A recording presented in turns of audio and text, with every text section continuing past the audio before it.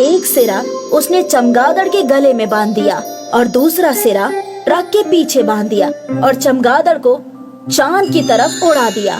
देखते देखते चमगादड़ आसमान को चीरते हुए ऊपर उड़ा, तो उसके साथ साथ रस्सी भी उड़ने लगी। चमगादड़ उड़ता रहा और उड़ते उड़ते चांद को जाकर उल्टा लटक गया।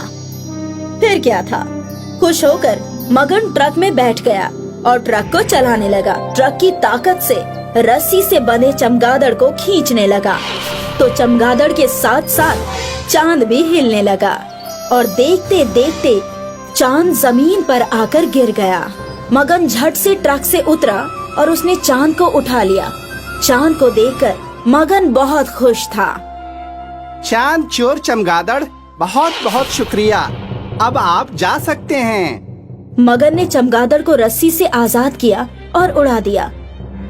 दूसरे दिन हाथों में चांद लेकर मगन सेठ के घर की तरफ निकला। मगन के हाथों में चांद देखकर लोग हैरान हो गए।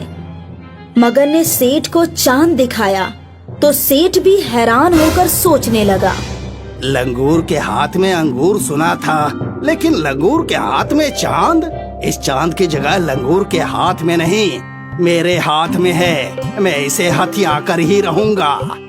और फिर सेठ ने कहा, अरे वाह वाह मगन, तुम्हारी अकल और सूझबूझ की दाद देता हूँ। अब चोरी चकारी छोड़ो और एक म्यूजियम खोल लो। लोग चांद देखने आएंगे तो मोटी कमाई होगी। फिर क्या था, मगन ने म्यूजियम खोला और कांच की पेटी में चांद को रख दिया। दूर दूर से लोग चांद के दीदार करने के लिए आते थे और मगन की तगड़ी कमाई होने लगी। लेकिन ये ज्यादा दिन नहीं चला।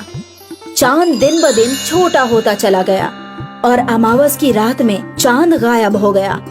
ये देखकर मगन रोने लगा। या खुदा, इतनी मेहनत से चांद चुराया था और चांद गायब हो गया। मैं बर्बाद हो गया। मगन जोर जोर से रोने लगा। तभी सेठ वहाँ आए और बोले, बहुत बुरा हुआ मगन, तुम तो बर्बाद हो गए। अब क्या करोगे? आप ही बताइए क्या करूं? ये म्यूजियम तुम मुझे बेच दो।